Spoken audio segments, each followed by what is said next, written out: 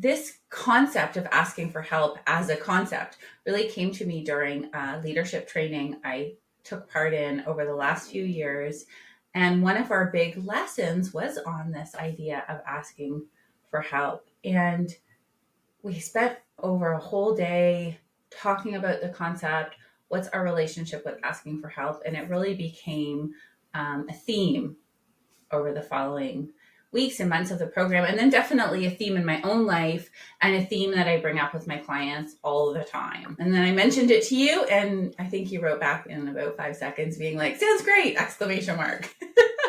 So here we are diving into this topic, and I think it's so helpful for everybody, regardless of what your relationship is with asking for help. What I've realized is there's always more layers to peel back, and there's always deeper truths around it. Yeah, and it's such a loaded topic, I think, for a lot of people. And I want to be clear that when we say asking for help, we're talking about any help, right? It could be therapy, going to the doctor, getting a coach. It could also just be help around the house, help with childcare, doing the dishes, help with work. It's something that can happen in your everyday life. It can be little things, and it can also be getting help with bigger issues in your life. Getting help in general is a topic that we need to talk about more, and that we need to just kind of dig into, because it can be really difficult to ask for help for anything big or small for a lot of reasons. It's so true. And so I love that you brought up how applicable it is to all the different areas, because I see asking for help as a muscle, right? Identifying roadblocks, or what's the word, like bottlenecks in our own lives, and being like, oh wow, this is an area where I could use some help. So first noticing it, giving yourself permission to ask for it, and then executing on the ask. So I think becoming more aware and starting to practice it, there's just so many parts of our lives and work where our lives will become better and easier. And in our prep for this episode, you said that it hadn't occurred to you that asking for help was an adult or professional topic before you went to this leadership training program. Can you talk a little bit more about that? For sure. I was shocked that it was a whole theme for the day, right? Because you would think asking for help is a method by which you might execute on something, right? So you think it might be part of how you do something, but it's not a skill that you're using all of the time for everything. So you hadn't realized that it was a huge overarching topic on its own that affected everything that you do. 100%. Like asking for help in and of itself is a competency. It's not something that you need to use to develop one particular competency or another. It is in and of itself a competency. And any type of leadership over your own life, leadership in your own work, requires consistently asking for help to empower yourself and to empower others. So I hadn't really ever thought of it in those terms. It was revelatory for me. I have an interesting relationship with asking for help, because on one hand, I'm a control person. I like to do everything myself. I definitely am the type of person where if something needs to get done, I will go and research it and figure out how to do it myself. But as I've gotten older, and as I've kind of prioritized my time and made that the most valuable thing to me, I've started to realize that I don't have to or want to spend my time figuring out how to do things that I don't actually have to figure out how to do on my own. So I would say over the last 5 years, maybe a little bit longer, I've gotten much better at stopping and recognizing oh, someone else knows how to do this better than I do, or someone can shortcut me to the point of getting this done if I just ask them for help. So I think my relationship with asking for help has changed as I have changed how I think about my time, and realize that it's not always valuable for me to spend all of this time trying to figure out how to do something on my own, or trying to learn everything that I don't actually need to become an expert in. Yeah.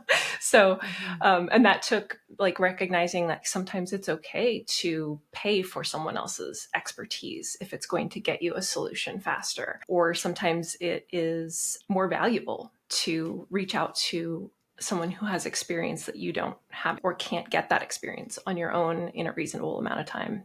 Mhm. Yeah, so already we're hearing asking for help can save you time, can save you money, and can save you considerable headaches. Trying to learn something that's not necessarily in your, maybe you're capable of learning it, but it's not really in your zone of excellence or genius, and it's not even necessarily that interesting to you. Sure. And sometimes help can be educational. So there's a Mhm. lot of times where there's something, a problem that I need to solve or something that I want to do. And if I were starting from scratch, it would take me a lot longer to fix that problem, or maybe I wouldn't even know where to go, which we're going to get into when we get into the reasons why it's hard to ask for help. But just the process of getting help and seeing someone do something or having them walk you through it is educational. So you grow, you improve, and you walk away with new skills in how to deal with this issue or situation in the future. Yeah, I love what you're saying that sometimes the help can just be one or two steps. I was picturing a step ladder when you were saying that. It's just, okay, here's the ladder. Let me just help you walk up the first and second step. Now you know what you're doing. You can finish the rest on your own. So you're not necessarily signing up for a lifetime of support. Sometimes it's just the leg up that you need to get started, and then you're on your way. So, do we want to start talking about why it's so hard to ask for help? Because it really, really is. I think there's so many Mhm. roadblocks where you might recognize that you could benefit from help somewhere, and then you immediately start going into all these reasons why you can't or shouldn't.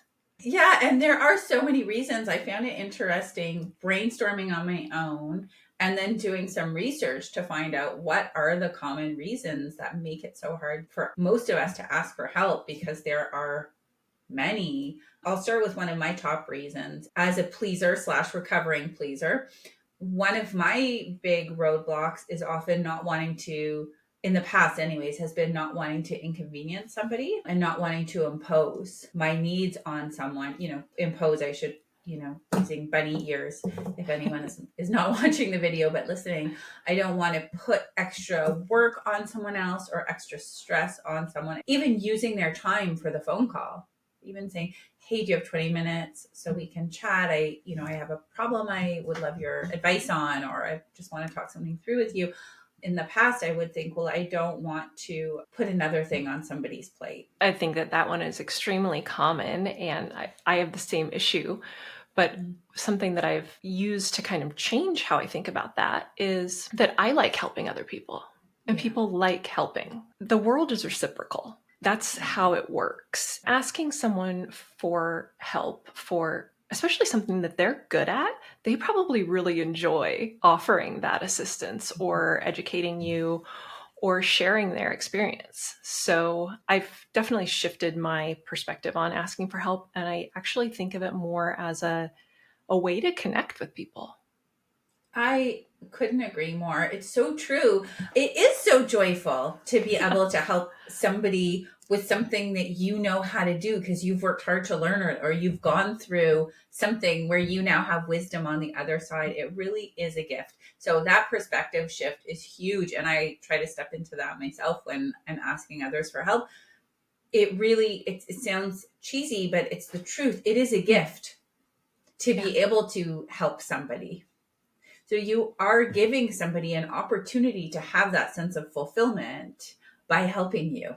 Mm-hmm. I'm glad that already we got to sort of the mindset shift for that. I think because that's a really common reason for one. Oh, I don't want to put someone out. I don't want to put more on their plate. What's another roadblock that you've noticed within yourself?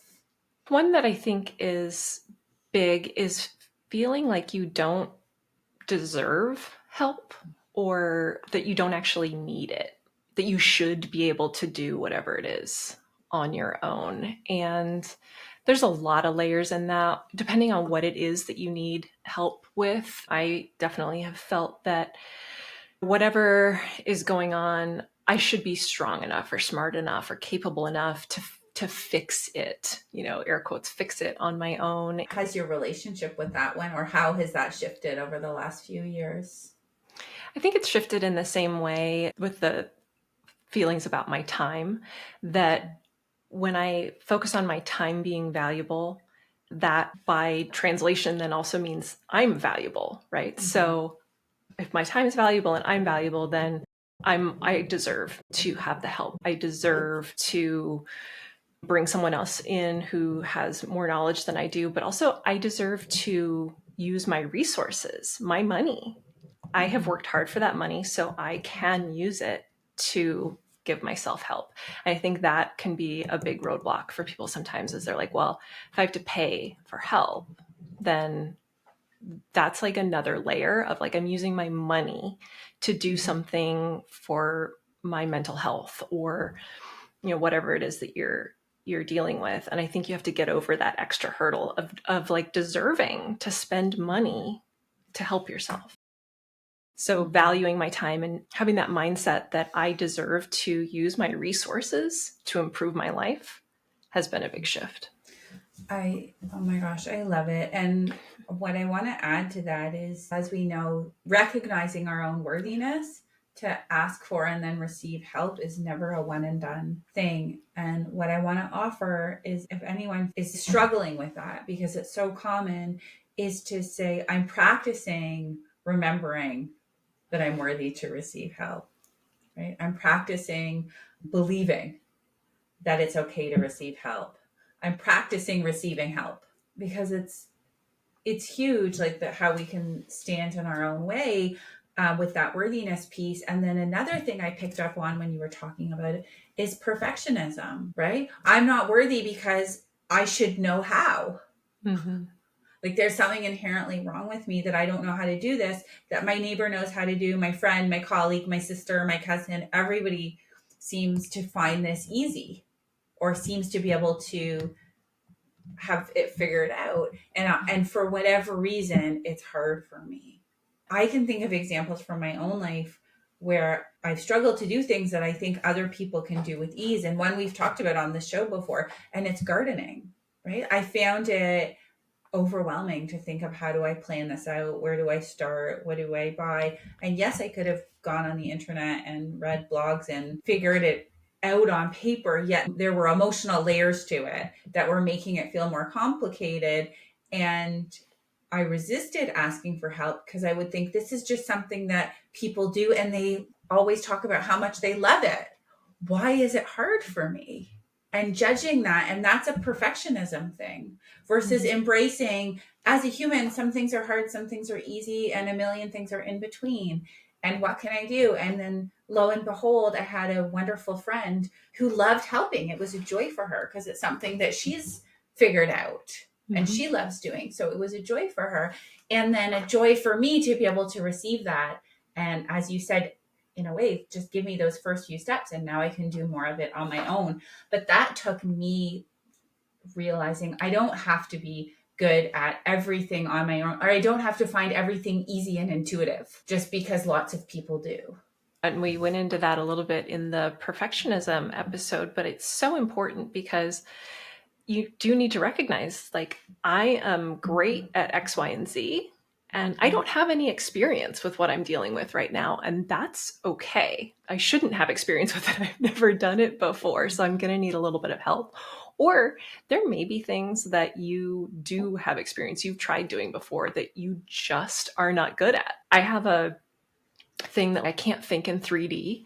So like layouts of homes are really difficult for me. Okay. And like, I'm great at math, but hanging a painting on the wall is a nightmare for me. I can't, for some reason, I can't measure the wall and figure out where the center is and what that means for the painting. Like, it's just one of those things that I mess up every single time. So then I've got holes in my walls.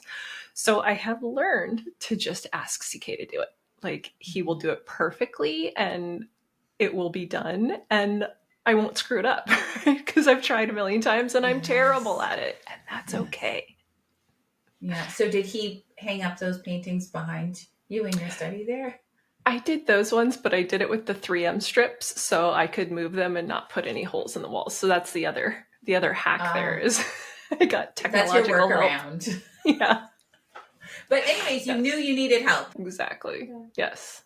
So another thing along the same lines of that we've been talking about is a fear of being judged or being vulnerable, and having that hold you back from asking for help. And I think everyone can identify with that. We all feel vulnerable.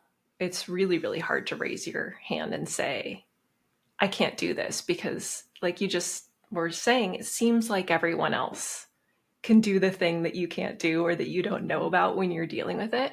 Mm-hmm. How do we deal with that? How do we deal with this fear of judgment or not wanting to be vulnerable when we ask for help? As always, the awareness piece, being aware and being able to catch it, is the first step. And interestingly, earlier I was meeting with a client, and this topic organically came up about asking for help. And he was talking about it in the workplace, and he was saying a pattern he noticed with himself is that he would wait until the situation was so dire before giving himself permission. And the thinking was, well, I'm just going to get it to a good enough spot before I ask for help. Right. So I'm just going to fix it before I ask for help. And in the process, the situation is deteriorating, and the control over the situation is deteriorating. But this idea of like, I would better get my shit together before I admit that I actually need help, so people don't see how bad it actually is. Bad being completely subjective, because Right. often our own judgments of our needs are so much more dire than they actually are. So I thought that was really interesting, and it's along the lines of what you're saying, just to be vulnerable enough to say, this is what I'm dealing with right now. It feels like a mess, right? Or it feels like X, whatever it is, and I don't have to fix it first or clean it up first and make it more presentable. I'm going to find a person or a resource or a tool where I'm safe to bring my whole self and this whole situation as it is. I had never thought about that before, but you definitely do try and like clean up your mess a little bit and make it presentable before you ask for help. I think addicts do that a lot. You know, if they're pushed to go to rehab, then they think like, oh, well, I'm just gonna, quit doing the hard drugs first, and then I'll go get help, because I want to go into it being a little bit cleaner, and I don't want to go in being the way that I am right now. And it's the same mindset. You need help with the big mess. That's the reason Yes. that you're getting help. And Yes. the longer you try and delay it or clean it up on your own, just the more duct tape you're putting on there, and it's falling apart underneath everything. So I think that's really interesting. It's a really good observation. Yeah, and it's a fantasy too. Yeah. It's saying, well, I'm going to, again, it's a perfection, like a perfectionism and a fantasy. I'm going to be able to figure it out on my own. Then it's just going to be this tiny little thing, and I may or may not need help with it, but I'm going to be able to handle this myself first. So how do we deal with that? The awareness piece and self-compassion. Yeah. And specifically the part of self-compassion which is reminding yourself that you're a normal human, and it's part of the human experience to have messes and to need help. And there's no shame. And again, that's a practice, because intuitively, most of us don't believe that, because we've been conditioned to think we do need to be organized in all areas and know what we're doing and have all these competencies and not feel confused and not feel overwhelmed. And that's not true. So the self-compassion part of recognizing, wow, this is a moment of suffering, or this is a moment of confusion, this is a moment of overwhelm for me, I need help. And then the next part is saying, this is a normal human experience. All humans feel this way sometimes about different things. How can I make this easier for myself? How can I extend kindness to myself? And in the topic of, this episode, it's asking for help. How can I make this easier for myself? How can someone or something help me? How could I receive help to make this easier? So let's talk a little bit about the different stereotypes then, or social Mm. norms Do you experience any difference in gender with your clients, with who asks for help, why they ask for help, why they don't? Interesting that you say that. I was chatting with my husband about this over lunch because I went into the internet and researching, gender differences and asking for help. And I found that all genders, all individuals, all genders have their own challenges.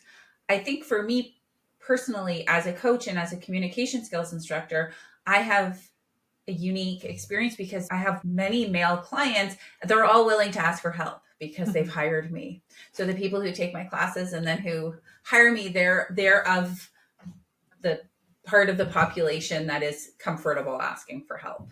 Some of them, some I'm speaking of the men, some of them are very used to this and they're very used to talking about their emotions and their experiences. Others less so at the beginning, but it doesn't take too long once the trust has been established. So in my own life, in my own practice, and in my own family, I'm used to men being very open about asking for help. That said, the research that I did indicated that, in fact, as a general rule, many men have a harder time asking for help than women do because of a stereotype, which can be conscious or subconscious, of men feeling that they have to have all their stuff together. They have to be really capable. They have to be able to figure things out on their own. They don't want to, ask for directions, let alone some help for something much bigger than how do I not get lost? Yeah. So when we talk about CK's journey with anxiety, we have kind of an interesting thing that almost always happens, which is when we talk to women about it, they already know about what anxiety feels like and are really comfortable talking about their own anxieties. And it seems like they are really tuned in to what anxiety feels like and how it presents. And when we talk to men about it, like I have this specific memory where we were out to a big dinner with a lot of his friends from college. And we were talking about him having anxiety and doing this neurofeedback training for his brain. And the guys were like, "How do you know if you have anxiety?" Hmm. Like they just had no concept. No one had ever talked to them about what anxiety feels like and what may be going on. And after we explained to them what CK's symptoms were and what some other people might feel, they were all like, "Oh my gosh, I think I have anxiety. Like I have felt that. I've felt that, you know?" And so it's really interesting that we kind of societally have differences in our knowledge about mental health or about, really anything that could be an issue that's holding you back. That like people just have different levels of knowledge and different levels of experience in dealing with things. And so if they don't have any context for that what they're feeling could be something that they could get help with, then they don't even know to ask for help. And we really, really just see that so often when we talk to men about anxiety, that they just have no concept that this is something that could be helped. So interesting. And it's true, right? In our society, people who are socialized as girls and women are taught to talk about their emotions and be expressive and hold space for that. And people who are socialized as boys and men, much less so. Yeah. So it's not surprising that for something as vulnerable and personal as anxiety, there would be those blockers. That's so interesting that you've noticed that in your own ecosystem of conversations. Yeah. And I think on the flip side, for people socialized as women, they have other situations where they feel the expectation to be perfect or that they don't have knowledge that what they're going through is totally normal. I have new moms in my life, so I'm thinking about that. There's a lot of pressure for women to be perfect moms and to just know how to do it. Mm-hmm. And obviously that's not realistic. So that's another situation where a potential gender difference may present an issue that you can ask for help.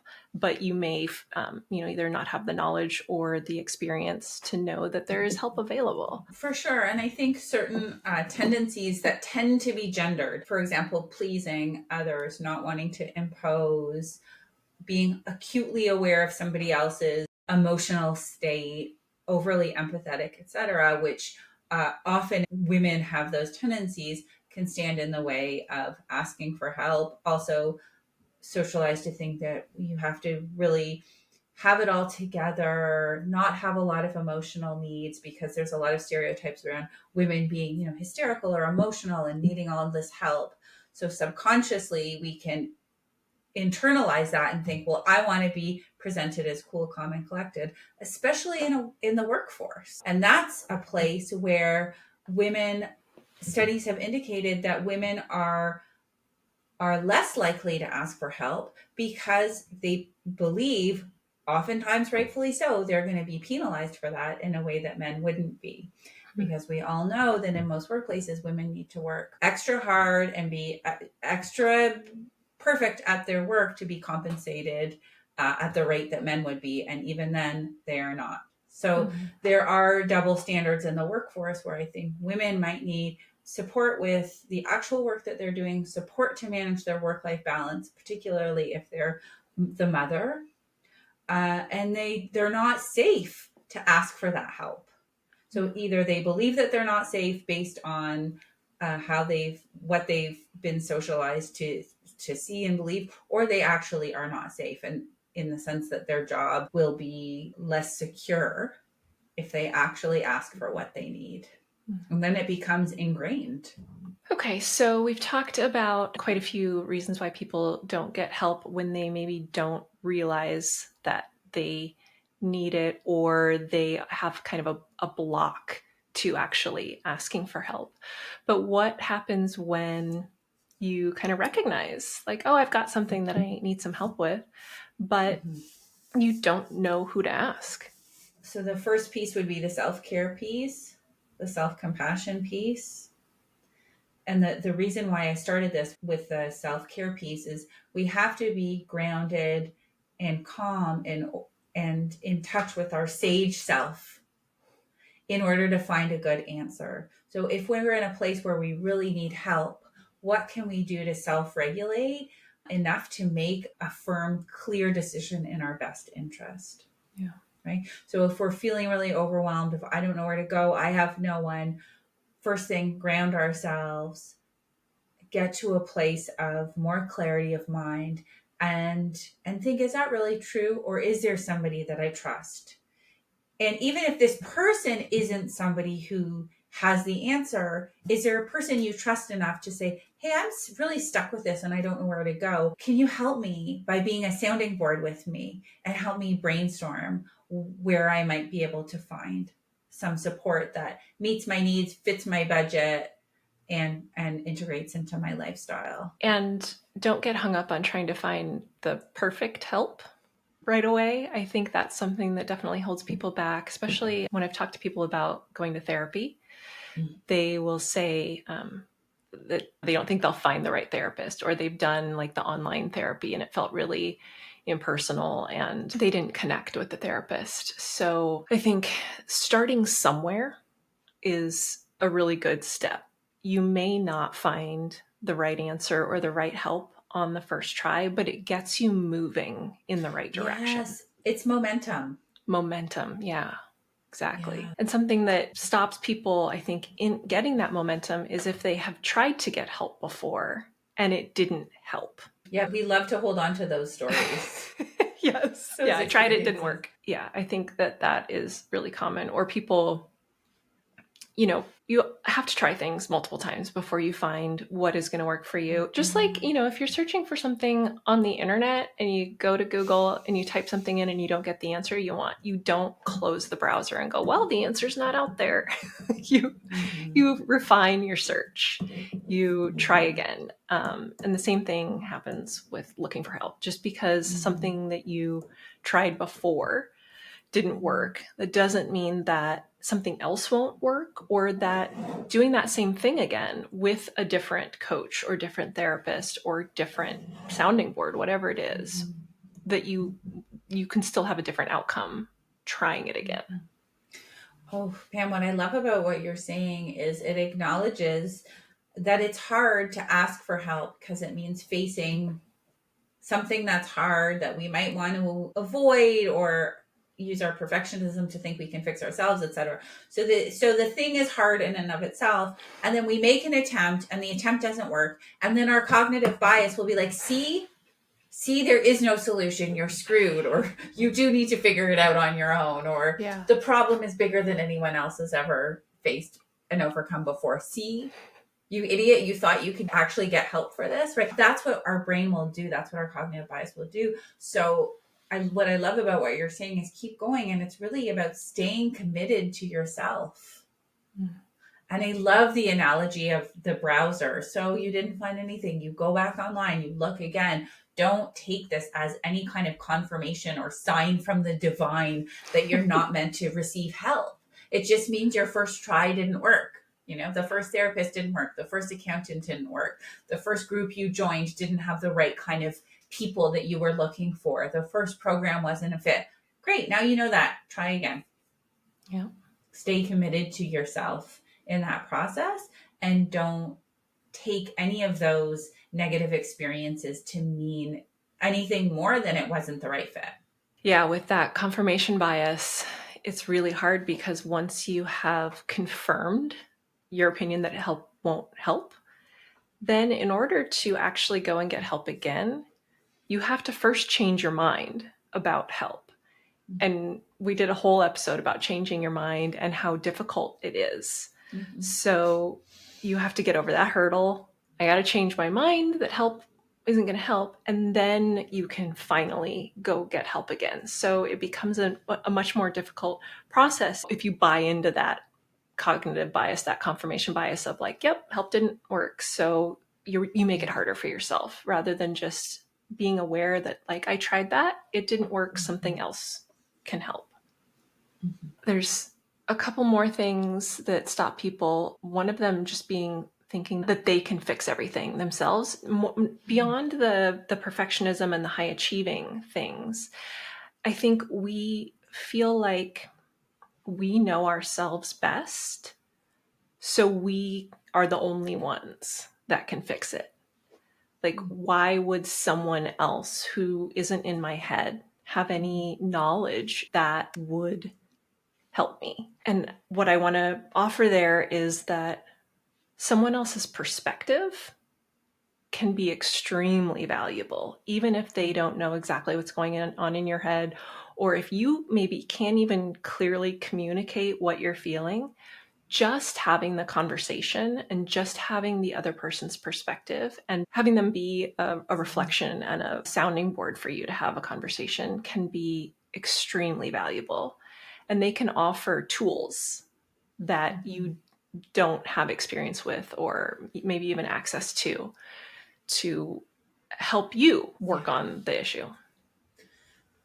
I really like that. And I see a link between your previous point and this one around not needing the help to be quote unquote perfect, or not needing the helper to be your ideal, the ideal solution. Yeah. But instead, it's an active experience. I'm just thinking of this right now. It's not like somebody gives you help and it's like they've given you dinner on your plate and now everything, right? Help is an offer, but it's up to you to take it and do something with it.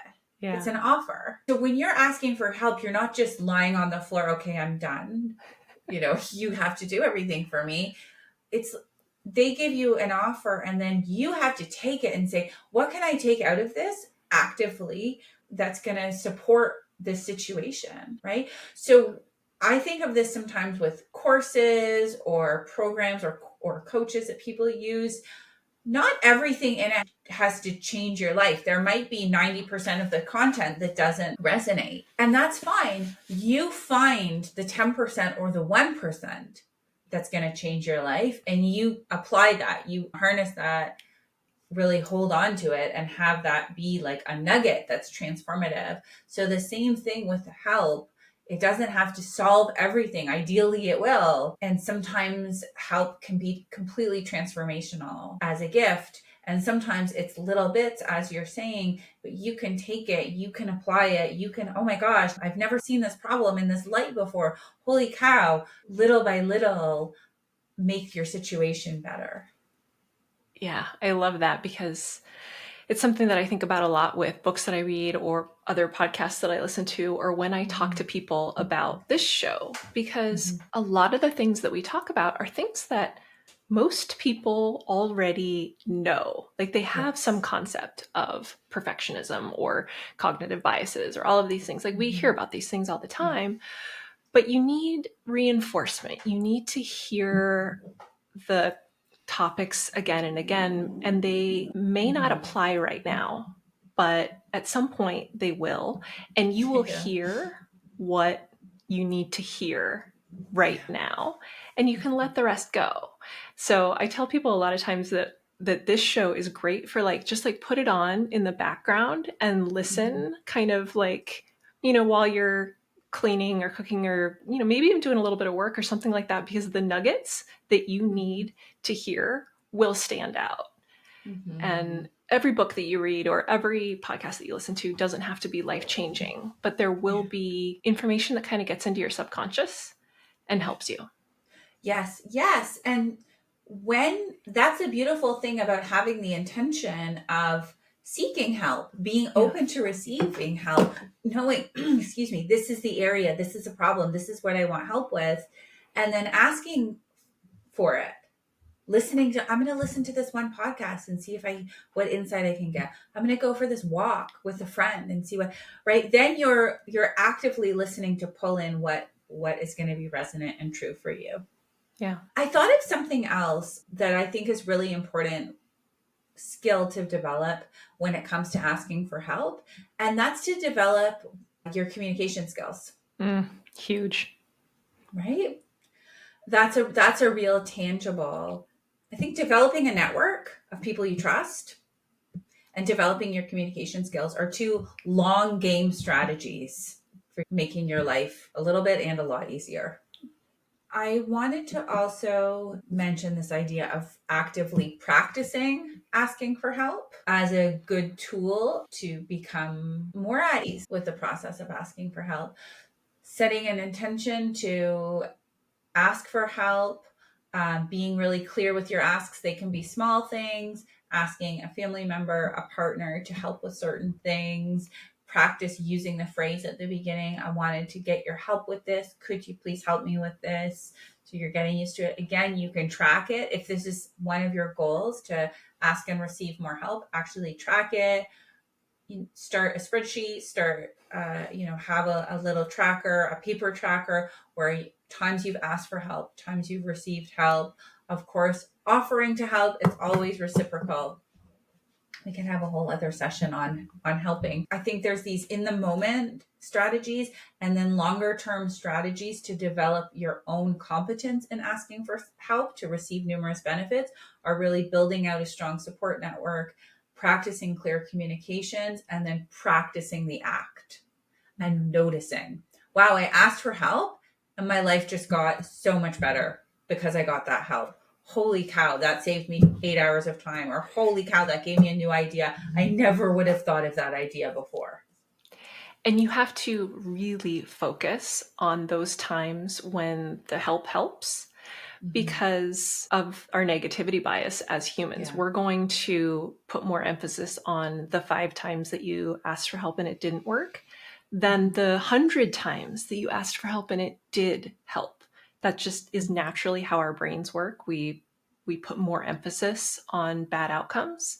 So you Mm-hmm. have to really, really focus on thinking about the positive outcomes when you did ask for help to reinforce your pattern of asking for help and being okay with whatever the outcome is. Yes, great. So not only do we practice asking for help, but we track the results, track the impact. Yeah. Yep. Yeah.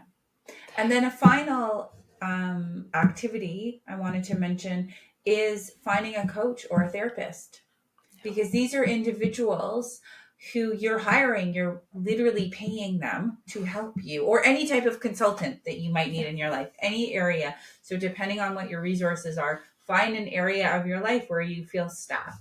Right? Maybe it's your career development, maybe it's a specific skill, or maybe it's something more like decluttering your house, getting your house organized, figuring out how to cook for yourself, supporting with sleep hygiene, launching a small business, anything in your life where there's that thing. Wow, I really want to do this thing, and I can't do it on my own. I keep trying, and it's just not happening.